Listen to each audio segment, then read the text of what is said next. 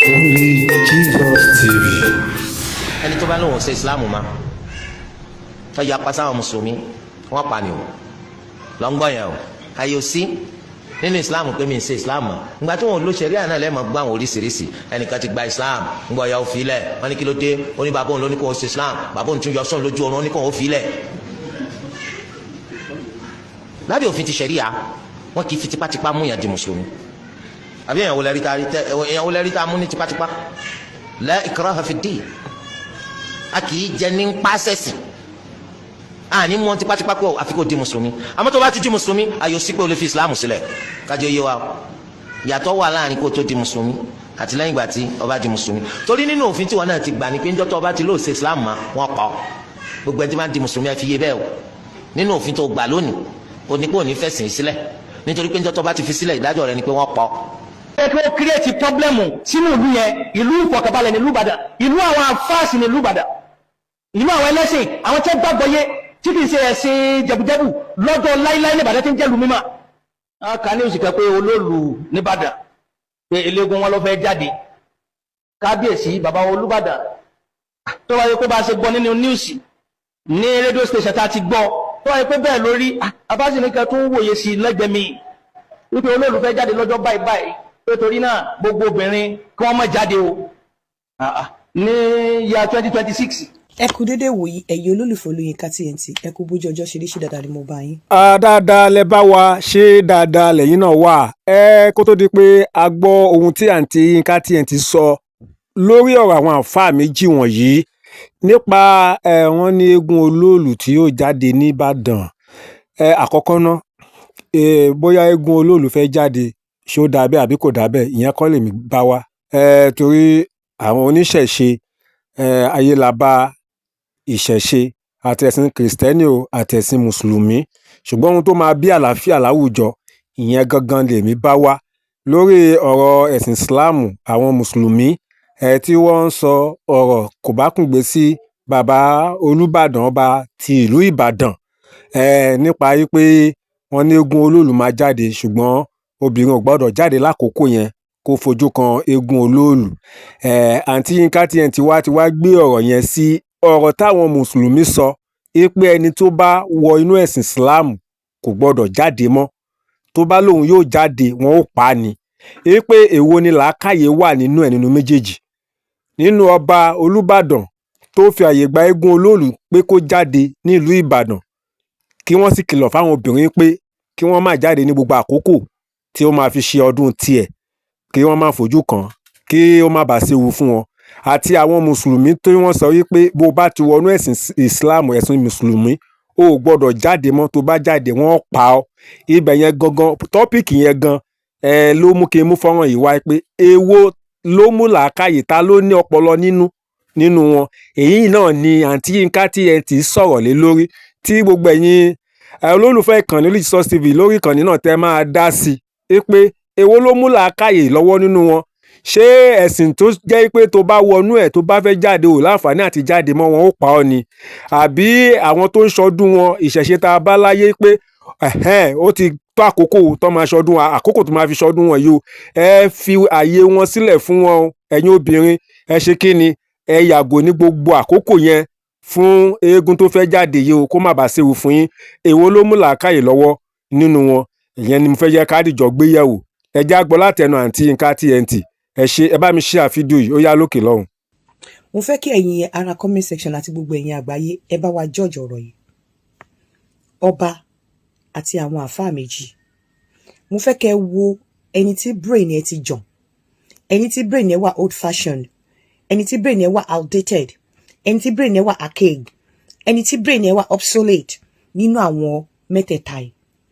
Number one, ṣé ọba a traditional king tó ní foresight tó dẹ̀ love tradition tó believe in culture as much as bó ṣe love tradition tó believe in culture ó rí pé eégún olóòlù tó fẹ́ jáde yẹn o ó ti rí wípé ó ṣeé ṣe kí wàhálà wà ó ti ní foresight pé ó ṣeé ṣe kí bóyá ó wò pé wàhálà lè wà ó wá wò pé ó ṣe risk assessment ó wá wo way tó fi lè mitigate or minimize risk ó wá put plan in place because ó ti wò pé there could be hazard and there could be danger, there could be emo. Ó wá wò pé okay, ẹ̀yin èèyàn, ó put up plan. Ó wá sọ fáwọn èèyàn pé obìnrin ẹ má ṣe báyìí o, obìnrin ẹ má ṣe báyìí o, eégún tó ń bọ̀ yìí o. As much as we love this eégún, we love this tradition, but we do not want to record casualties. Ó wá put up a plan. Ipe okay, ẹ má ṣe báyìí níta o. Nǹkan báyìí ni kẹ́ ṣe o. Káwọn èèyàn ó dé expect pé káwọn èèyàn follow plan yẹn to protect them from danger and to protect them from hazard. Ó wá ní kí wọ́n follow plan yẹn. Ẹ wo ìyẹn king yẹn o, mo fẹ́ kẹ́ wo ẹni tó ọpọlọ ẹ pé nínú àwọn mẹ́tẹ̀ẹ̀ta o, ẹni tí ọpọlọ ẹ ti wà outdated, àti àfà tó dé fìlà tó wá sọ fún ọba pé ní 2026 ọba ń sọ báyìí ó ń put up plan láti protect àwọn èèyàn ẹ̀, as much as wọ́n fẹ́ gbé eégún tó jẹ́ pé eégún yẹn gan ọba ba láyé ni, tradition yẹn ọba ba láyé ni, lílẹ̀ káàárọ̀ òjíire tradition wa ni. Ó wá put up plan láti protect àwọn èèyàn ẹ̀, láti secure lives àwọn èèyàn ẹ̀.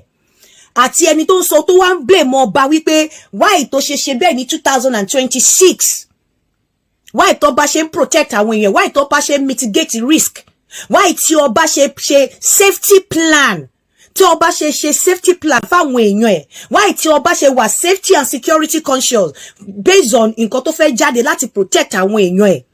Ìyẹn àfà yẹn ó sọ wípé kò yẹ kó rí bẹ́ẹ̀ ní 2026. Àti àfà ọba tó protect life, àfà tó ń kick against ọba pé protect life nítorí pé kò fẹ́ kí tradition yẹn ṣẹlẹ̀. Ẹ wo self-centeredness and selfishness ń bẹ yẹn o. Now àti àfà tó sọ wípé ẹni tó bá ti wà nínú Islam, tó bá kúrò nínú Islam, pípa ni kí wọ́n pa. Islam wọn ò ní kọ́ force èsì ọ̀bọ̀, nǹkan tó bá ti mú ẹ wọnú Islam, everywhere in the world you can start a journey, kò dẹ̀ decide láti má continue with your journey, kò look back. So even for the fact wípé wọ́n ti sọ pé tó bá join Islam tí ò bá ṣe mọ́ pípa ni kí wọ́n pa, ó mean wípé wọ́n force èèyàn ni, because even if you do not like it, the fear of being killed will not let you leave that religion. Èwo lọpọlọ ẹ wà outdated nínú àwọn mẹ́tẹ̀ẹ̀ta. Then question tí man tó wọ fìlà yìí béèrè lọ́wọ́ ọba pé kábíyèsí nǹkan tó trust ọba pé 2026 ta lẹ rò pé ó deserve ọ̀rọ̀ yẹn jù, ṣé n tó ní kí wọ́n pa èèyàn tó bá kúrò nínú Islam ní time tó ní ẹ̀mí èèyàn ni kí wọ́n fi di pé èèyàn sọ pé òun ò ṣe nǹkan mọ́, tó dẹ̀ sọ pé wọ́n ń force èèyàn, ṣé indirectly wọn ò ti force èèyàn stylishly, because wọ́n ti sọ fẹ́ pé kò má wọ ni once you get into it, èèyàn lè bẹ̀rẹ̀ school gan kó ní pé òun fẹ́ defy ẹ̀. Nursing tí mo ṣe kò ń ṣe ọdún tó yẹ kí n lọ ni mo bẹ̀rẹ̀, mo defy fọdún kan kí n tó padà lọ sí school.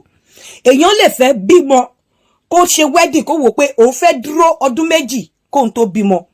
Èèyàn lè fẹ́ ṣe course kan kó decide pé òun ò ṣe mọ́, èèyàn fi lè fẹ́ rìnrìn àjò kan kó decide, but àfáà yìí sọ pé once you accept Islam, there is no going back. Tó bá try láti go back, pípa ni sharia ni kí wọ́n pa ẹ́. Àfáà yẹn dẹ̀ ṣe ń sọ̀rọ̀ yẹn ní 2026. Ta ló deserve ọ̀rọ̀ tí àfáà tó wọ fìlà yìí sọ?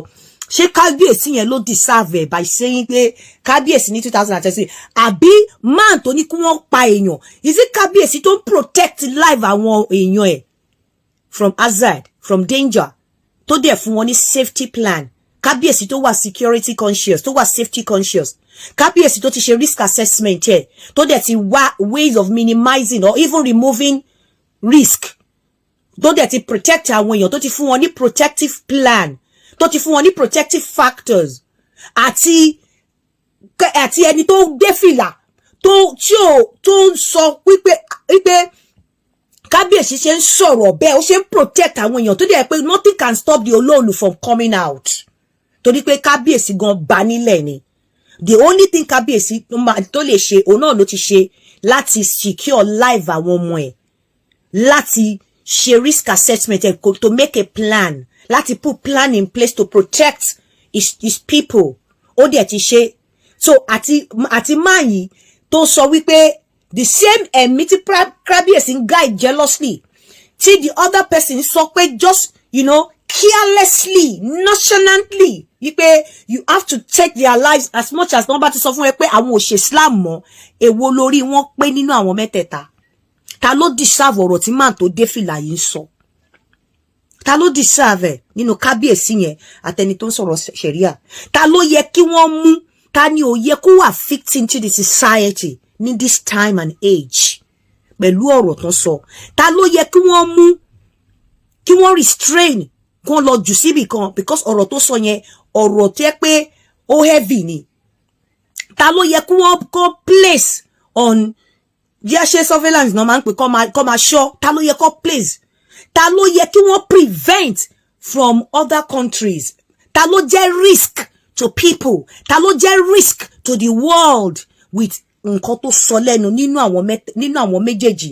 Ẹ jẹ́ ká fi bọ̀bọ̀ tó àfà tó dé fìlà, ẹ jẹ́ ká fi sáàrin. Torí àfà yẹn ló make statement tí mò ń take up. Ta ló dá ní risk to people, to others? Ta ní risk to the society? Nínú kábíyèsí àti àfà tó ní tó bá ṣe Islam ó yẹ kí wọ́n pa. Ta ní risk to others? Ta ní risk, ó lè má jẹ́ risk to himself, ó dẹ̀ lè jẹ́ risk to himself because àwọn míì máa ń jẹ́ suicide bomber. So ta ní risk to others? Tá bá tiẹ̀ tí lè establish pé ó jẹ́ risk to himself. Ta ní risk to others?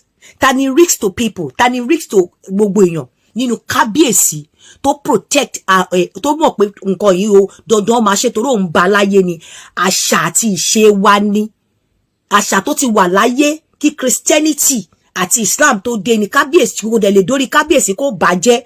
But as much as we want to do this àṣà, as much as we want to celebrate this Ololu festival, we still have to protect our people. And Kábíyèsí has decided to put in a plan to protect his people. And èèyàn tó wá sọ pé at this time and age, kò kí nígbà tó sọ bẹ́ẹ̀ ní Kábíyèsí, kí ló fẹ́ sọ nípa ẹni tó ní kí wọ́n pa èèyàn tó bá kúrò ní Islam tó dẹ̀ ń coach Sharia at this time and age? Ta ló deserve kí wọ́n rọra mú pé no kán lọ jù síbì kan? Ta ni ó deserve pé kò ní human feelings? Ta ló deserve?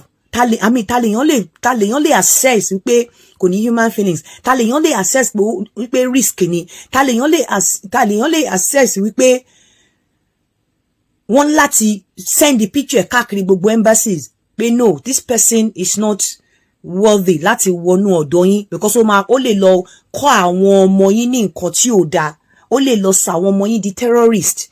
Ta ló sọ̀rọ̀? Ta ni ó translate? Ta ló jọ pé èèyàn wọ́n láti ṣọ́ nínú kábíyèsí àti ẹni tó sọ̀rọ̀ yìí? Ta wá ní ọ̀rọ̀ tí máa yìí tó sọ wípé tó dé fìlà ọ̀rọ̀ tó sọ pé 2026 lẹ́ ń sọ eléyìí? Ta lọ̀rọ̀ yẹn tọ́ sí nínú àwọn méjèèjì, nínú kábíyèsí àtòníṣàríà? You know when you come out to say things, gbogbo sọ̀rọ̀sọ̀rọ̀ ẹ máa sọ̀rọ̀ sọ torí gbogbo nǹkan tí sọ̀rọ̀sọ̀rọ̀ ń sọ ni sọ̀rọ̀sọ̀rọ̀ ń sọ. I'm going to leave you to, I will leave this to people at the comment section. I want you to judge and I want you to just make your comments. Pass your comment. Be a judge of this matter because tí bá ní pé kí n sọ̀rọ̀ mo láwọn ẹ má jẹ́ kí n sọ̀rọ̀ ẹ má jẹ́ kí n sọ̀rọ̀. I'm just let me leave it to àwọn èèyàn tó ń comment láti judge pé ta ni ó lọ́pọlọ nínú àwọn mẹ́tẹ̀ẹ̀ta. Ta ni terrorist? Ta ló yẹ kéèyàn sá fún? Ta ló ń protect life? Ta ni life ò jọ lójú nínú àwọn mẹ́tẹ̀ẹ̀ta? Ta ni hero nínú àwọn mẹ́tẹ̀ẹ̀ta? Ta ni role model nínú àwọn mẹ́tẹ̀ẹ̀ta? Tó bá ní kẹ́ pick role model yín, ta ni ẹ máa mú nínú kábíyèsí bàbá onífìlà àti máàlù oníṣàríà yẹn? Ta lè máa mú nínú àwọn mẹ́tẹ̀ẹ̀ta? Ta ló present protective factors fún yín nínú àwọn mẹ́tẹ̀ẹ̀ta? Ta ló ní foresight? Ta ló ní good? Ta ló ní ideology tó make sense nínú àwọn mẹ́tẹ̀ẹ̀ta?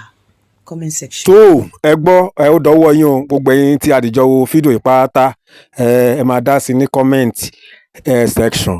Ṣé àáfàá yìí ó ní làákàyè àbí ọba ẹni làákàyè wọn pé ju àwọn àáfàá yìí lọ? Torí gẹ́gẹ́ bí mo ṣe sọ fún yín, bóyá ìṣẹ̀ṣe tàbí kò ṣe ìṣẹ̀ṣe, bóyá mùsùlùmí tàbí kò ṣe mùsùlùmí, ìyẹn kọ́ ni mo bá wá. Ohun tèmi bá wá ni pé okay, nínú eégún olóòlù tó fẹ́ jáde tó nìbàdàn, tí ọba kéde pé kí àwọn obìnrin kí wọ́n yàgò fún, àti òfin sharia ní pé tó bá wọ inú ẹ̀sìn Islam o gbọ́dọ̀ jáde mọ́, tó bá jáde wọ́n máa pa ẹ́. Èwo ló bẹ́tà jù nínú méjèèjì? Pọ́ìntì tí èmi bá wá nìyẹn. So ẹ̀yin náà ẹ dá sí gẹ́gẹ́ bí ọ̀rọ̀ tí àǹtí Yinka TNT tí wọ́n sọ. Ẹ ṣé, yóò dára fún wa. Ẹ bá wa láìkì bákan náà, kẹ́dẹ̀ bá wa ṣíà ẹ̀. Láìpẹ́ á tún padà wá ní àlàáfíà.